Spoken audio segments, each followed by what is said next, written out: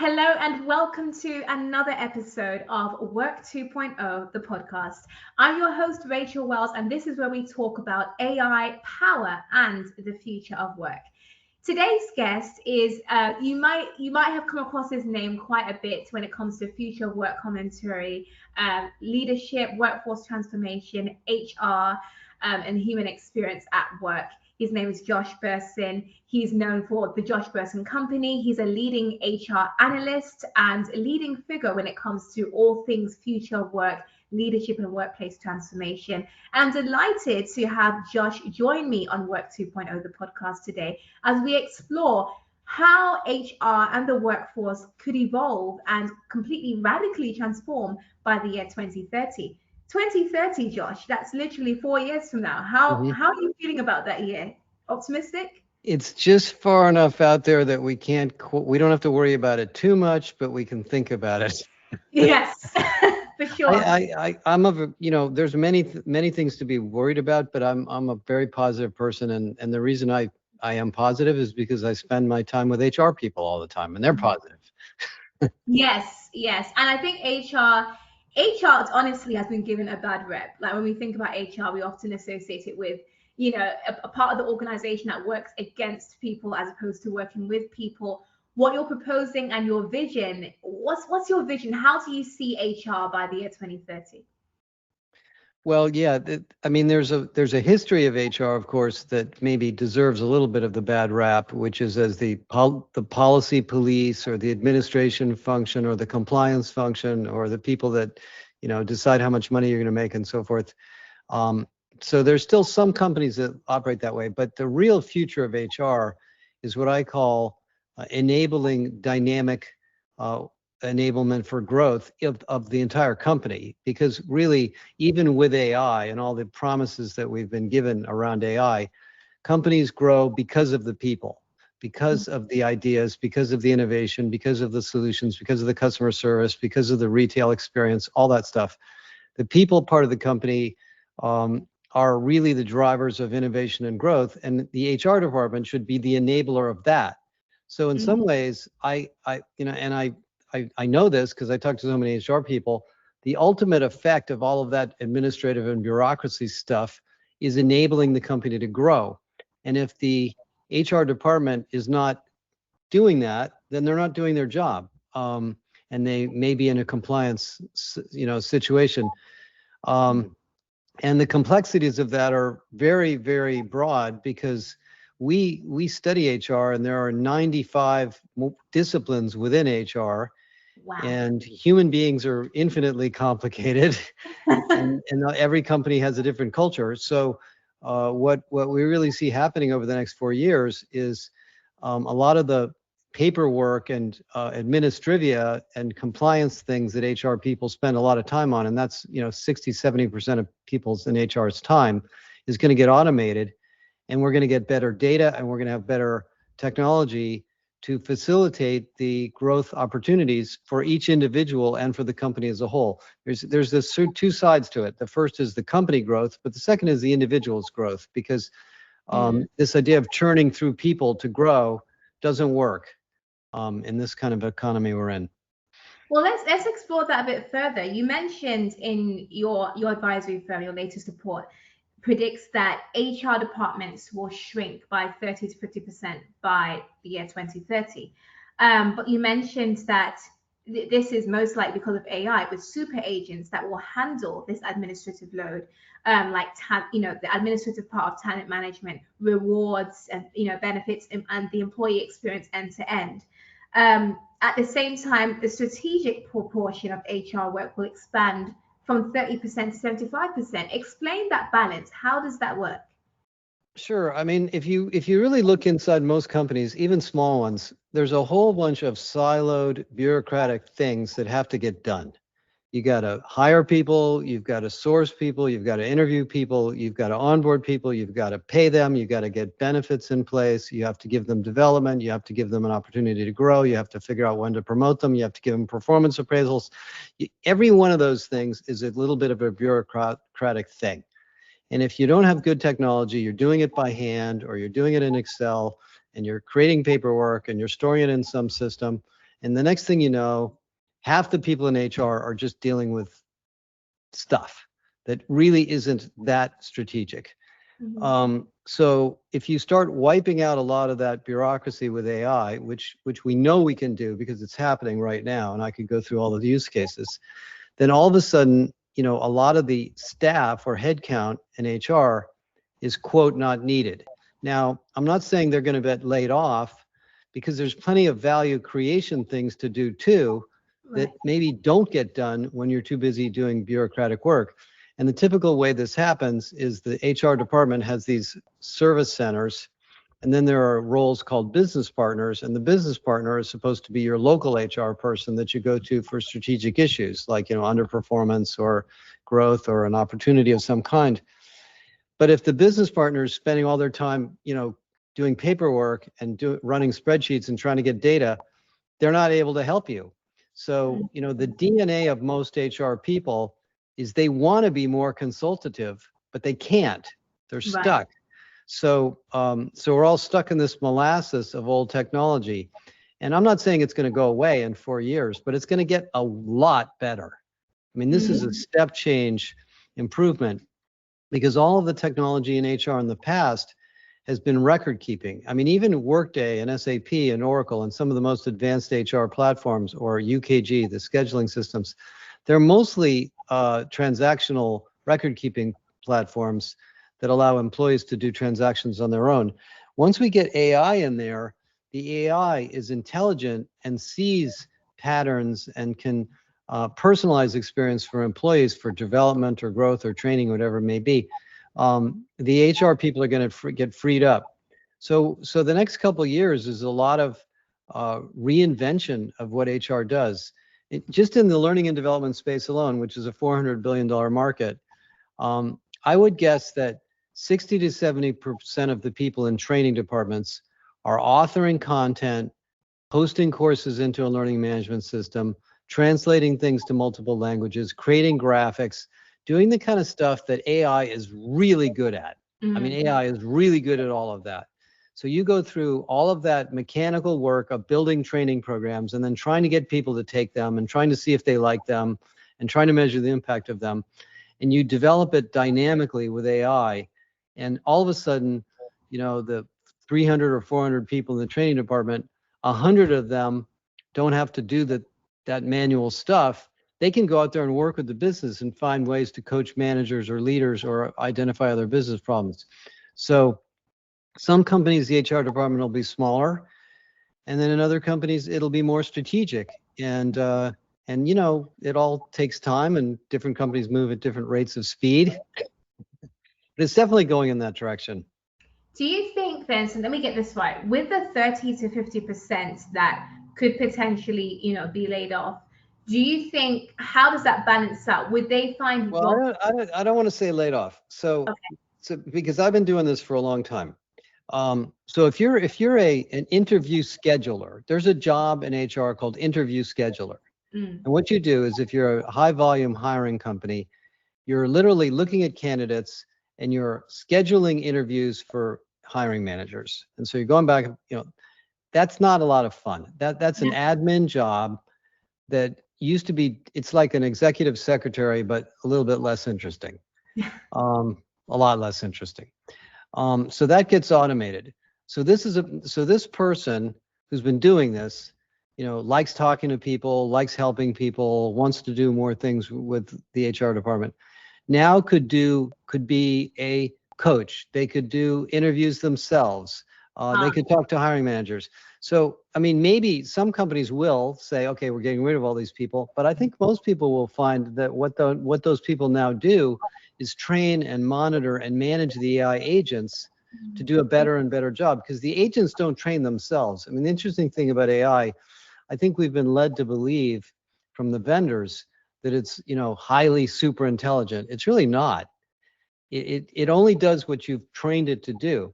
So there's humans behind it, improving it over time, and then the AI can scale, at unbelievable rates. So, I don't think we're going to have a big unemployment rate in HR. In fact, if you look at the number of jobs being posted in HR, it's going up. Right. sort of like software engineering too, even though all this code's being generated by those job roles are still increasing. So I don't predict a big unemployment rate for HR people, but I think there's going to be a lot of different things to focus on. What you said just now reminds me of, I had a conversation with Sangeet Kaur Chowdhury in a recent podcast episode, and he's one of the great thinkers when it comes to AI and the value of human work. And one of the things that he said in the interview a few weeks ago is that, based on his book about reshuffling and rebundling of work, and he mentioned that the value will move from, the things that AI can easily compress, the things that can easily be automated, to the human judgment behind it and controlling it and all the human first skills. So what you're saying very much echoes what he mentioned. Well, we can, yeah, Rachel. In fact, we know this because we have an AI of our own and we've experienced it. The probabilistic technology of the LLM is very good at doing average things. But when you want to do unique things or spiky things, it's sometimes called an AI, or really high performance things, you have to train it. You have to tell it, what good looks like. And I think that's going to be going on for a long, long time. I mean, Yes. I had a funny experience over the weekend. So my American Express card got hacked, and the guy who hacked it bought a pump and a big tool, a big sort of mechanical tool that he wanted to sell, I guess. So Wow. I have to call American Express, cancel the card and all that. I'm thinking, for 25 years, I've had this card and I've never bought anything like that. Why didn't the American Express AI know that this is an oddball? That's what's going on. These AI things aren't instantly smart unless you train them. Now, if somebody in American Express trains it and says, next time, if Mr. Bersin buys anything that looks like a tool, check with him. But that's exactly what's going on. Like in recruiting and performance development and training, and all of these things are like that, where the individuals in the company know in their sort of DNA what good looks like. We get to teach the system to know what we know, and then it finds things that we didn't see. So it's a partnership between AI and humans, the way I think of it. And going back to your example with the American Express card, what you're proposing is the AI being trained on a pattern, your spending pattern, your spending. Yeah, and that's what companies are all about. I mean, operational execution in a company is about figuring out what the really good solution looks like, or the behavior, or the good, whatever process, and then saying, wow, okay, we got to do more of that and less of this other stuff. So sorry, go ahead. Well, I was just going to say, some managers are very good at that. Some of them are not. And the AI should be constantly giving us tips on what it's learning to make us better at our jobs. And that's what AI is good at. 100%. So where AI becomes more efficient and better as we train it, on the other side, how do you believe HR professionals and HR leaders should prepare for this new future of HR? What should they be doing now? Well, number one, you've got to experience it and use it, so you're personally familiar with how it works. And this is why we offer Galileo, and you can use AI for many things.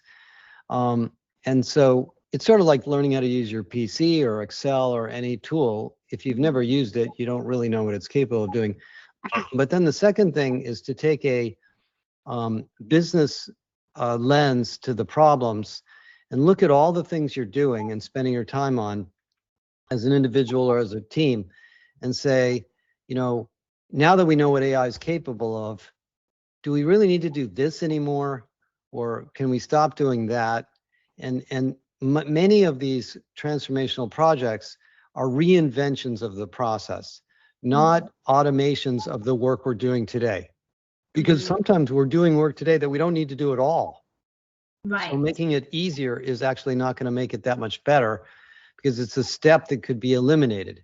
So it's a little bit like, I really think Elon Musk sort of nailed it when he basically said, in SpaceX, it's not a matter of making all of the different components of the rocket work better. It's a matter of getting rid of a bunch of the components in the rocket so that we don't even have those kinds of problems anymore. And that's what's going on in HR is we can start eliminating a lot of manual steps because they're very easy to automate, and we're wasting a lot of time making them work at all. Yeah, 100%. I was talking to Asana last year at their Work Human Forum, and not Work Human, I'm confusing it, their Work Innovation Summit in London. And I was interviewing the CEO of Asana, Dan Rogers, and a couple of his other C-suite staff. And they all said the same thing, which is very similar to what you're saying now about how we often, when we think about AI implementation, if we just throw AI on to an old process, without reimagining the entire workflow, reimagining processes, you end up with technical debt. You end up just adding and lumbering people with AI doesn't really make you more efficient because you're just adding it to something that's already inefficient. And so what you're suggesting Yeah. here is actually But I rethink think, the whole thing. Rachel, you know, what's unique to me about this. I just turned 70, so I've been around a long time. No way. I did. I was born in 1956. Happy birthday. Thank you. But I don't think we've ever seen a technology that's as good at re-engineering as this. And there's been a lot of re-engineering waves over the years, like, you know, let's buy SAP and re-engineer our supply chain and so forth. Those things were, you know, very mechanical, transactional re-engineering processes. They took a lot of time. You had to have a bunch of consultants help you.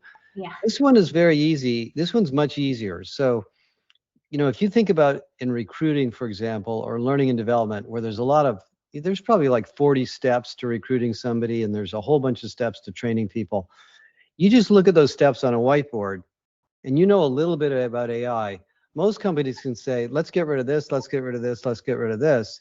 And they can start projects very quickly to simplify the process without hiring a giant consulting firm and waiting 3 years for them to implement a new system. Absolutely. Now, I'm intrigued. You mentioned earlier about Galileo. Am I saying right? Mm-hmm. Tell us about that, and what's your vision for it? How can it be used when it comes to HR? Yeah, so this is a very unique and sort of special thing that happened. We've been doing research for a long time, and we have thousands of pages of case studies and examples and what we call maturity models of different areas of HR and benchmarking data and so forth. And the way we have used it with clients all these years is we would give them a big website and they could read it, and then we would do projects and give them advice and build courses and stuff. And what we found is that when you take all this very vertically specialized data and put it into an AI platform, it becomes like a digital consultant or a digital advisor. And so we initially positioned Galileo as an AI assistant for HR, which we now have, you know, 6,000 or 7,000 people using it, and probably about 1,000 companies. And people are getting it, you know, using it to do HR things. And then we realized that if we connected Galileo to the data in the companies, to the HR data, the employee data, Galileo actually could do even more, because it sees things, as I just mentioned earlier, about the performance of the company that an individual manager may not see. So in some ways, Galileo is an advisory tool, an education tool, and a training tool for HR people, but it's also a consulting and performance tool for managers, where you can go in there and say, based on the sales performance of my team, what are some of the variations I should be concerned about? Can you compare the skills of my high performers versus my mid-level performers? What should I do as a leader to improve those skills? It can actually do that, which you would have to ask a business partner to do, and the business partner would have to do a project to figure out what to say. So it's really cool. Yeah. And I love that you mentioned it's plugged into the data. And like you said, data is ultimately the best quality data is what feeds good quality output when it comes to LLMs. So with what you're doing, integrating it into their own company systems, so it sees the organizational data, it can be even more powerfully effective. Exactly. And unlike sort of a native LLM, like if you just used OpenAI or something, it knows a lot about HR, it knows a lot about skills, it knows a lot about leadership. So it applies the data in a very, you know, well-honed, highly tuned way. So, Mhm. so anyway, we didn't really set out to be an AI company, but it's turning out to be a tremendously valuable tool for us to do what we do in a more scalable way. So how can, if there's an HR leader listening in, we've got a lot of those in our audience, how can they get in contact with you and find out about enterprise? Well, they can go to our website, joshbersin.com, or getgalileo.ai is the Galileo website.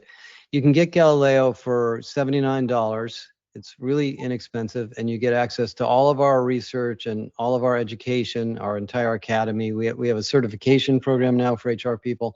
Yes. And then you can just start asking it questions, load data from your company into it, connect it up to your company. It runs on the Microsoft Copilot, it runs on Workday, it runs on different systems.